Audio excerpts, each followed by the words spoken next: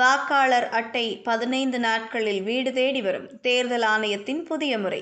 வணக்கம் செய்திப்புணல் நேயர்களே. வாக்காளர்களுக்கு வழங்கப்படும் சேவைகளை மேலும் விரைவுபடுத்தவும் எளிதாக்கவும் இந்திய தேர்தல் ஆணையம் ஒரு புதிய அமைப்பை அறிமுகப்படுத்தியுள்ளது. இதன் மூலம் புதிய வாக்காளர் சேர்க்கை அல்லது வாக்காளர்களின் விவரங்களில் ஏதேனும் திருத்தம் செய்யப்பட்டால் வாக்காளர் புகைப்பட அடையாள அட்டைகள் 15 நாட்களுக்குள் வழங்கப்படும் என அறிவிக்கப்பட்டுள்ளது. முன்னதாக வாக்காளர்கள் தங்கள் அடையாள அட்டையை பெற 1 மாதத்திற்கும் மேலாகும் நிலை இருந்தது. புதிய முயற்சியின் மூலம் விநியோக நேரம் கிட்டத்தட்ட பாதியாக குறைக்கப்பட்டுள்ளது. இந்த மேம்படுத்தப்பட்ட விநியோக செயல்முறை தேர்தல் ஆணையத்தால் அறிமுகப்படுத்தப்பட்டுள்ள ஒரு நிலையான செயல்பாட்டு நடைமுறையின் ஒரு பகுதியாகும்.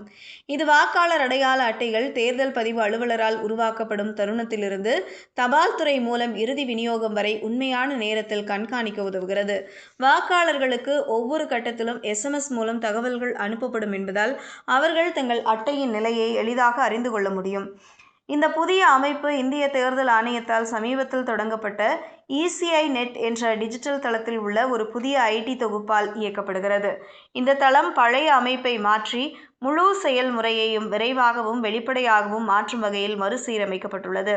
தடையற்ற ஒருங்கிணைப்பை உறுதி செய்ய இந்தியா போஸ்டின் அப்ளிகேஷன் புரோகிராமிங் இன்டர்ஃபேஸ் உடன் இணைக்கப்பட்டுள்ளது. இந்த நடவடிக்கை தனிப்பட்ட தரவின் பாதுகாப்பை பராமரிக்கவும் அதே நேரத்தில் வாக்காளர் அடையாள அட்டைகளின் தடையற்ற விநியோகத்தை அனுமதிக்கிறது. தலைமை தேர்தல் ஆணையர் ஞானேஷ்குமார் மற்றும் தேர்தல் ஆணையர்கள் டாக்டர் சுக்பீர் சிங் சத்து மற்றும் டாக்டர் விவேக் ஜோஷி ஆகியோர் தலைமையில் கடந்த 4 மாதங்களில் அறிமுகப்படுத்தப்பட்ட பல சீர்திருத்தங்களில் இந்த முயற்சியும் ஒன்றாகும். இந்த சீர்திருத்தங்கள் தேர்தல் சேவைகளை மிகவும் திறமையானதாகவும் உள்ளடக்கியதாகவும் குடிமக்கள் மையப்படுத்தியதாகவும் மாற்றுவதை நோக்கமாக கொண்டுள்ளன. இந்தியா முழுவதும் உள்ள அனைத்து வாடிக்கையாளருக்கும் சரியான நேரத்தில் வாக்காளர் அடையாள அட்டைகளை வழங்க இந்த நடவடிக்கை எடுக்கப்பட்டுள்ளது.